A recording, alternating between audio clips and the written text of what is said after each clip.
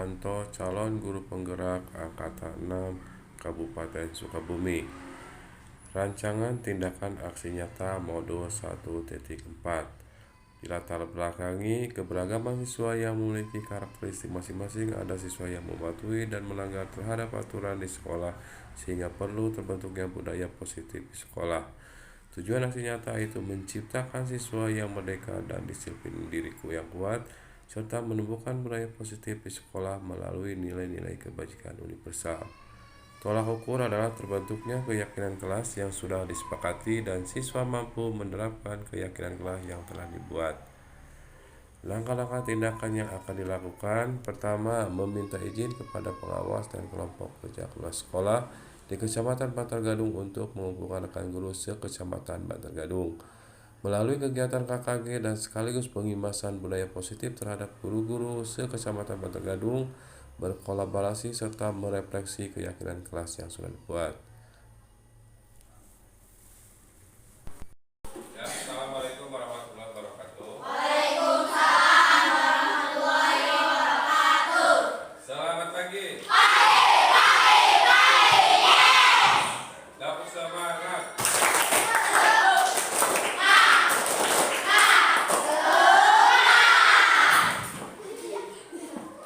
Hari ini kita bisa ketemu lagi. Sehat? Pada kesempatan hari ini kita akan membuat yang namanya keyakinan kelas. Keyakinan kelas adalah kesepakatan yang boleh dan tidak boleh dilakukan di dalam kelas, dan itu kesepakatan bersama. Nanti Bapak akan membagikan stick note, catatan. Kalian tulis di sini. Apa atau keinginan apa yang kalian idamkan di kelas. Misalkan tidak boleh berkelahi di kelas. Tidak boleh membuang sampah sembarangan di kelas. Kemudian saling menghargai, saling menghormati. Bebas lah, Apa yang kalian inginkan di kelas, kalian tulis di stick note ini. Siap? Nanti ini Bebas ya, Pak? bebas. Bebas. Kalau sudah beres? Sudah. Coba dari sini, tempel di sini. Tempel. Asal-asalan apa yang kena? Terus.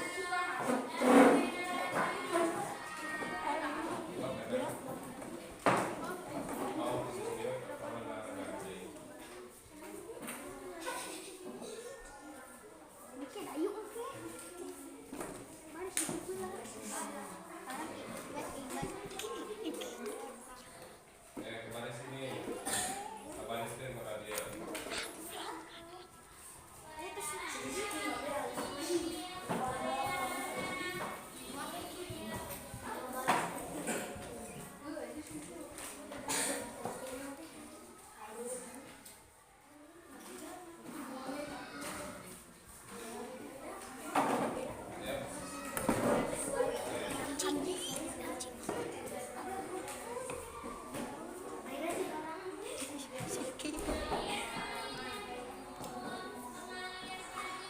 Sudah? Nah, ini keyakinan kelas yang sudah kalian tulis. Coba, sini. Keyakinan kelas.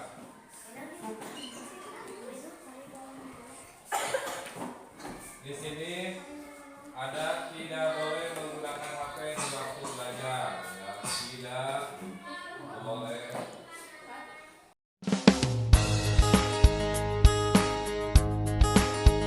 Bismillahirrahmanirrahim. Assalamualaikum warahmatullahi wabarakatuh. Bapak Ibu yang saya hormati, terima kasih. Saya selaku calon guru penggerak angkatan 6 Kabupaten Sukabumi akan melakukan pengimbasan aksi nyata modul 1.4 tentang budaya positif. Ya, tentang budaya positif. Kami dari Kecamatan Bantar Gadung, ini adalah tugas kami dari modul 1 yaitu 1.4, di mana budaya positif ini harus kita miliki bagi kita seluruh guru, baik SD, SMP, SMA, semua tingkatan. Pada kesempatan hari ini saya akan memberikan atau memaparkan hasil dari materi yang disampaikan oleh fasilitator dan pengajar praktik serta rekan-rekan CGP. Ada 6 indikator atau kompetensi yang perlu kita miliki. Yang pertama, disiplin positif dan nilai-nilai kebajikan yang universal. Kemudian yang kedua, di sana ada teori motivasi, hukuman dan penghargaan restitusi. Kemudian yang keyakinan kelas, ada restitusi 5 kontrol, kemudian kebutuhan dasar manusia serta segitiga restitusi. Nah, untuk itu Bapak Ibu mohon disimak. Saya akan menjelaskan sepintas, sebisanya, semampunya ya. Semoga bermanfaat. Yang pertama gini, ketika disiplin ya, tanya diri kita sendiri, sudah disiplin belum kita di sekolah? Datang terlambat tidak? Kemudian anak diajar tidak?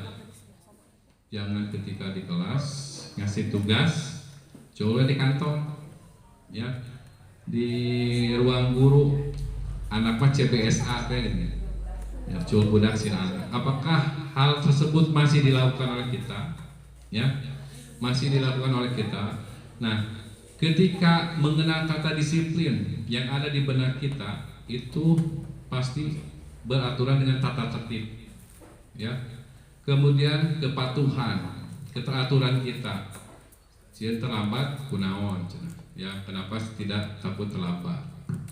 Nah, disiplin itu harus yang utama benar-benar ada di benak diri kita ya. Apakah disiplin dengan hukuman itu sama? Tidak ya. Nah, nanti akan dijelaskan itu apa hukuman, nanti ada motivasi dan lain-lain.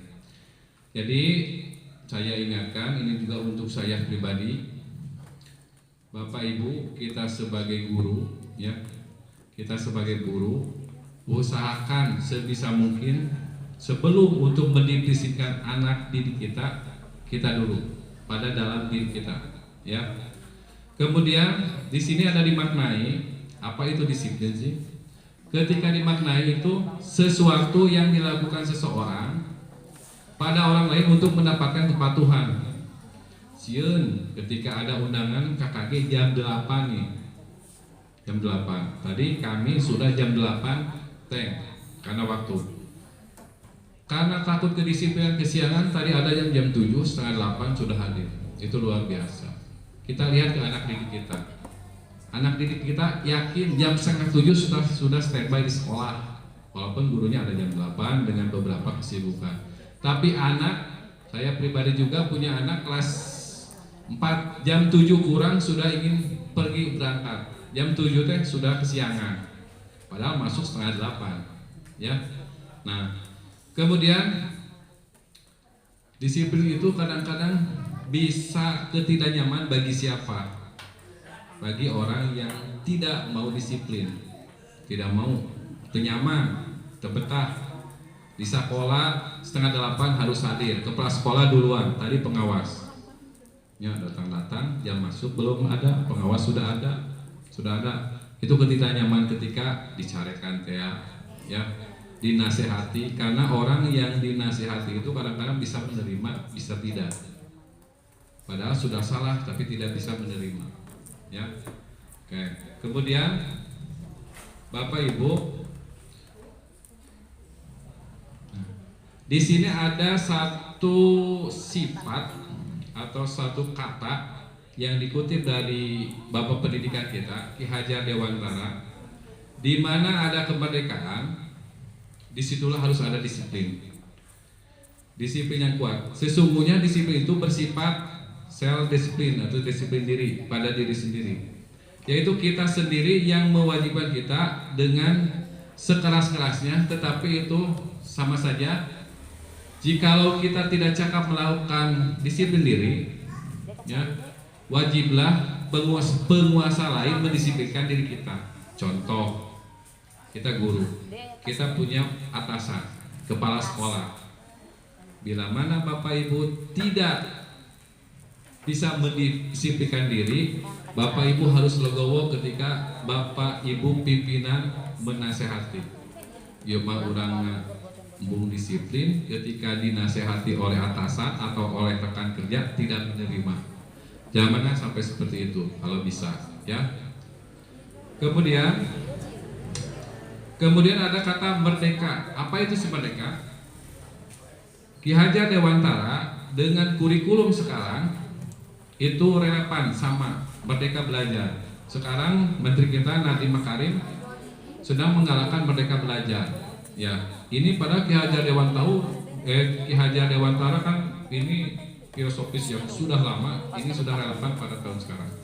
Di mana tidak di sini bahasa Jawanya ketika ikut jarwanya noramung tepasin pangreh nying wa buat kuasa, artinya tidak hanya terlepas dari perintah, akan tetapi juga cakap buat memerintah diri sendiri. Nah itu yang sulit. Diperintah hese, memerintahkan diri sulit. Dalam mengikuti guru penggerak itu harus tergerak sebelum digerakkan. Lamun di agama sholat saja disolatkan. Ini tergerak sebelum digerakkan. Kita harus punya ide, menggerakkan kudu aya kahayang lah, kemauan keras pada diri kita. Karena tidak bisa merubah diri kita selain kita. Ya. Sok penasaran di sekolah Bapak Ibu gantian misalkan ketika pacara bendera ulah hese lamun disuruh jadi pembina upacara.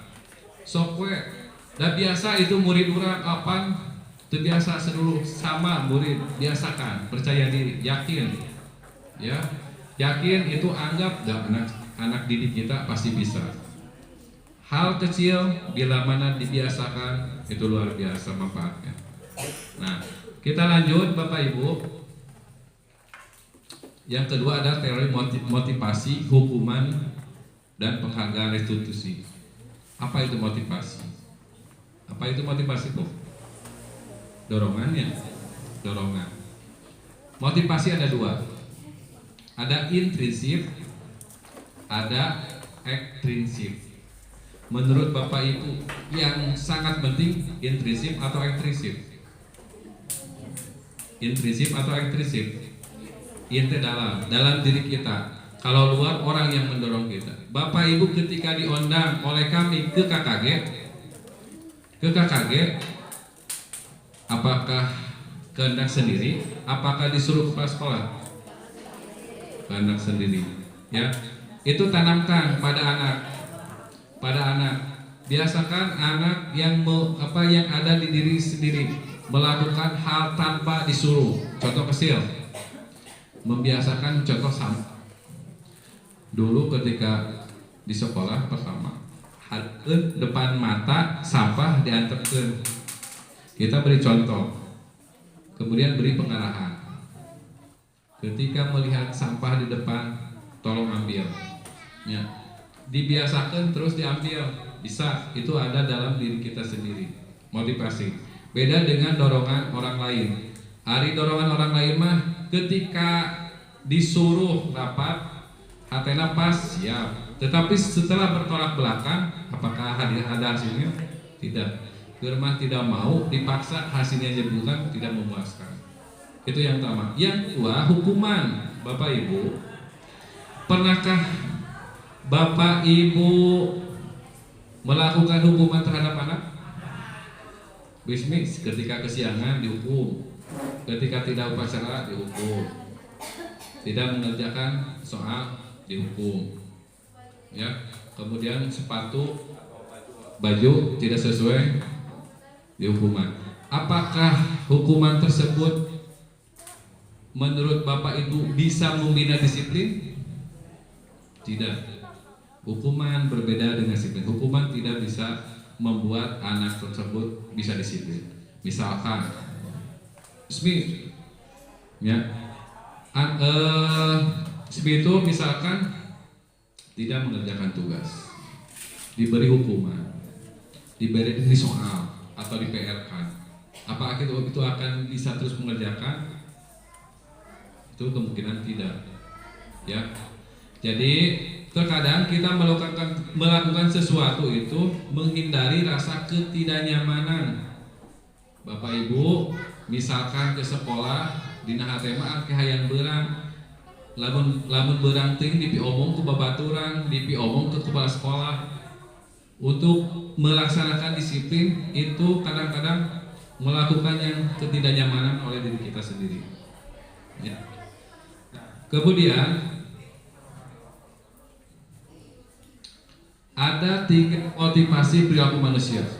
Yang pertama itu ketika disiplin takut dihukum, takut menang hukuman. Ketika anak kesiangan takut dihukum. Ketika anak tidak mengerjakan PR takut dihukum. Itu hukuman yang pertama. Yang kedua, ketika kita akan melaksanakan disiplin itu ingin mendapat imbalan atau penghargaan dari orang lain. Imbalan, penghargaan. Ketika Bapak Ibu melakukan dengan tepat waktu disiplin karena ingin mendapatkan sesuatu yang akan diberikan disiplin. Ketika ngantri PIP kalau di sekolah, ketika di rapat biar sulit. Ketika rapat PIP banyak karena akan mendapatkan imbalan. Disiplin waktu naoge. Disuruh jam 10 malah jam 7 8 sudah hadir. Itu karena apa? Karena ada motivasi untuk imbalan. Ketika tidak ada imbalan, hare-hare. Ya. Makanya ketika Bapak Ibu akan mengikuti kegiatan KKG, anggapnya ada imbalan nasi misalkan apa atau materi terutama yang akan menerapkan. Jadi Bapak Ibu disiplin. Ya. Tadi karena kemarin saya 7:30, tadi juga jam 7:30 sudah siap gitu ya. Ya. Itu ingin menghargai diri sendiri dengan nilai-nilai yang percaya diri. Jadi kita harus punya takut kesiangan, daerah, bisi era. Jadi pada diri sendiri. Ya. Jadi intinya di sini pada budaya positif itu hanya diri kita sendiri yang bisa melakukan atau dorongan intrinsik yang paling diutamakan. Nah, yang selanjutnya, nah di sini ada 3 jenis pelanggaran untuk membedakan apa itu hukuman, apa itu konsekuensi. Kalau restitusi itu adalah ketika hukuman gabungan penyelesaian dari hukuman dan konsekuensi. Ini hukuman. Misal Bapak Ibu pernah nyarikan budak misalnya. Ketika anak kesiangan di kelas atau ketika upacara dihukum disuruh berdiri di depan kelas atau disuruh mengelilingi lapangan. Itu hukuman itu bersifat tidak terencana, tiba-tiba kalau hukuman. Jadi tidak ada kesepakatan antara yang melanggar dengan yang menghukumnya. Tidak ada kesepakatan instan. Ketika anak tidak mengerjakan PR ke depan, dijiwir atau gimana, itu hukuman. Jadi hukuman sifatnya dadakan. Tetapi konsekuensi itu sudah direncanakan. Nanti ada kesepakatan kelas atau keyakinan kelas. Misal, ketika anak di kelas nakal, itu kesepakatan kelas mau diapakan. Jika ada anak yang nakal disuruh menulis, itu kesepakatan semua.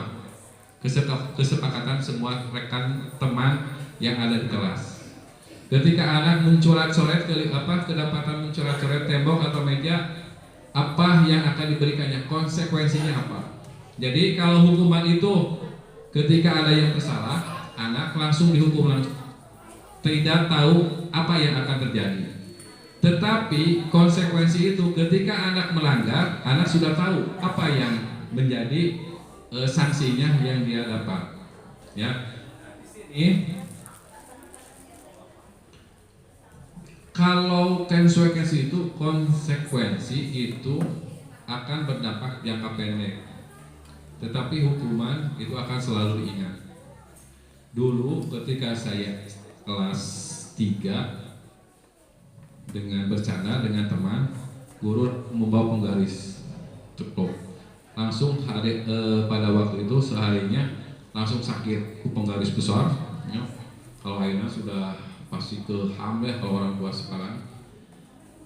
Itu membekas, ingat jangka panjang.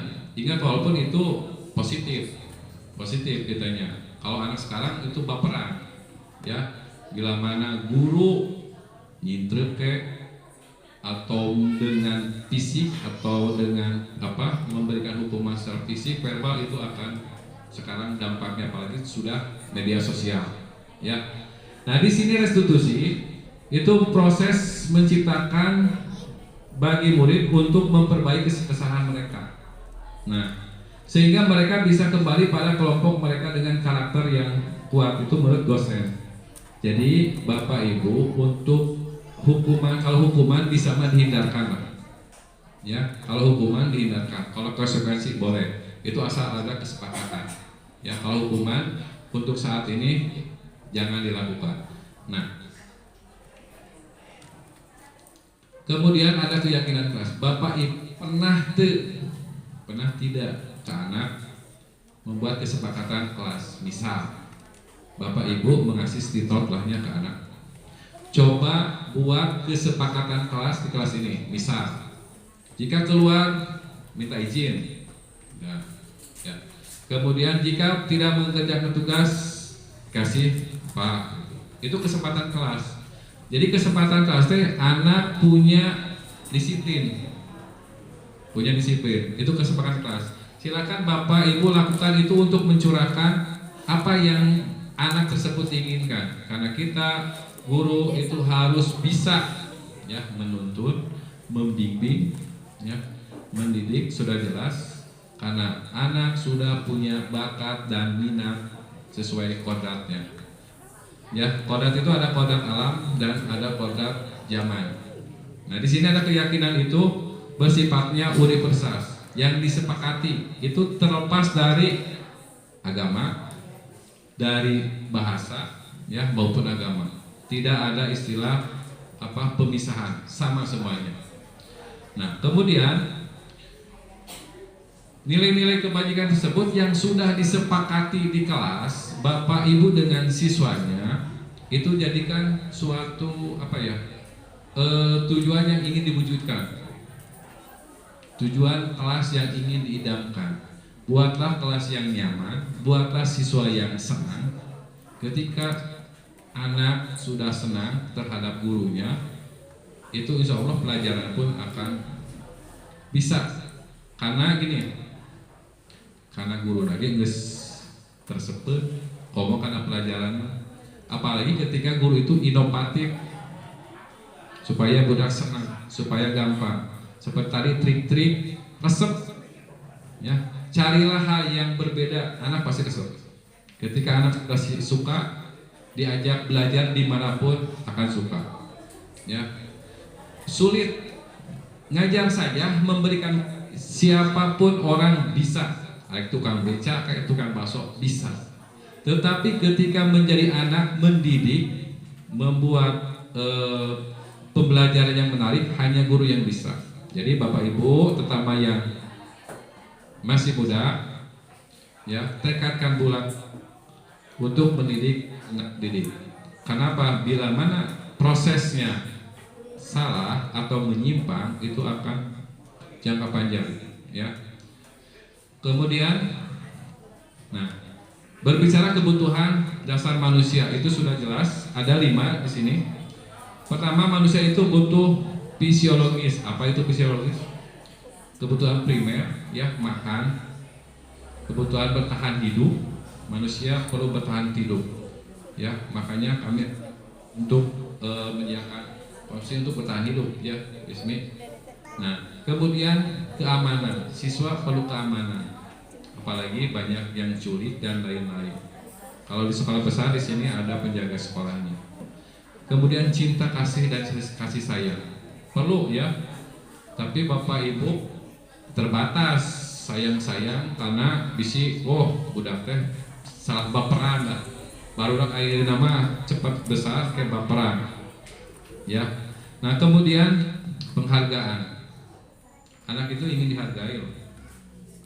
Ketika anak sudah dihargai, sok angkat nya kikuma ulah kelma anak teh teu bisa nanaon, ku urang teu dimumule, teu dituntun, itu akan terus terbelakang. Karena menurut itu ada 3, karena di setiap kelas klasifikasi siswa berbeda-beda, tingkatan anu pinter, anu sedang, anu kurang, ya. Menurut itu harus materinya berbeda tapi tujuan yang sama. Tapi kita kan boga itu ya sama bisa tuh bisa, ya. Itulah perlunya kita menuntun untuk mendidik anak kita. Kemudian Bapak Ibu, nah di sini ini mungkin yang terakhir, restitusi 5 kontrol. Ketika menjadi penghukum, anak datang kesiangan, ya, misal, nih, kenapa kamu tidak sekolah kemarin? Misalkan alasan, kamu karena tidak sekolah atau kamu karena kesiangan, silakan kamu keliling lapangan sekolah. Penghukum. Pernahkah Bapak Ibu menjadi seorang penghukum? Pernah merasa? Jangan hilangkan lah, ya. Penghukum. Nah, di sini penghukum menggunakan fisik maupun verbal, ya. Nadanya tinggi, nyarekan benar, nyadan tinggi, kemudian melotot, bari ngampek, ya. Kemudian di sini bari tunjuk-tunjuk ke masalah, kamu itu salah, kamu itu harus dihukum, ya. Ketika guru seperti itu, apakah guru, apakah preman, ya, itu akan melekas panjang di benak siswa, di diri siswa. Kemudian yang kedua, merasa bersalah. Nah ini juga kalau disarankan jangan, ya, penghubung, apalagi ini juga diusahakan jangan terlalu.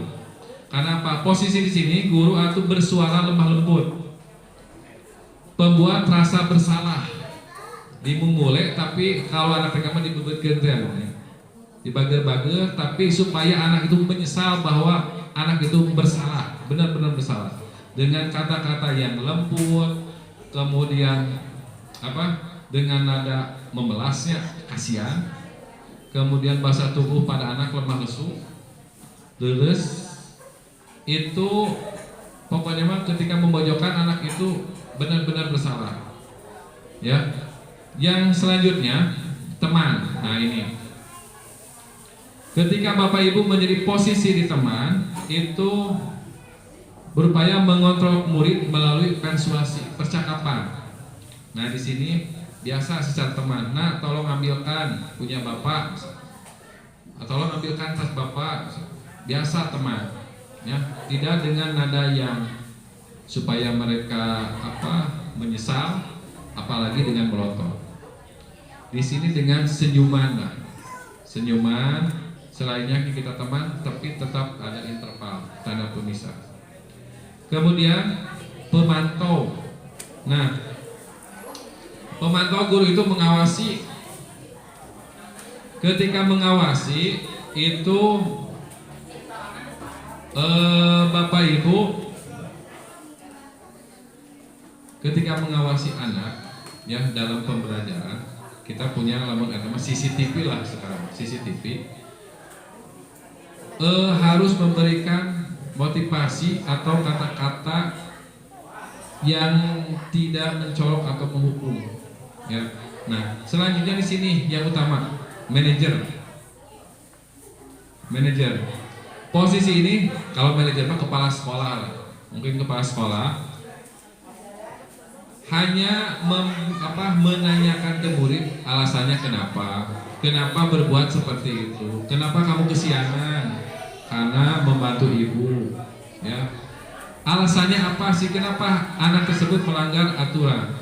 Pula juk-juk dikasih hukuman. Ya, alasannya, tanya alasannya, kenapa kamu melakukan itu? Ya, alasannya apa? Kemudian beri keyakinan, beri penyelesaian permasalahannya. Ia mah menghukum tapi menyelesaikan masalah tidak.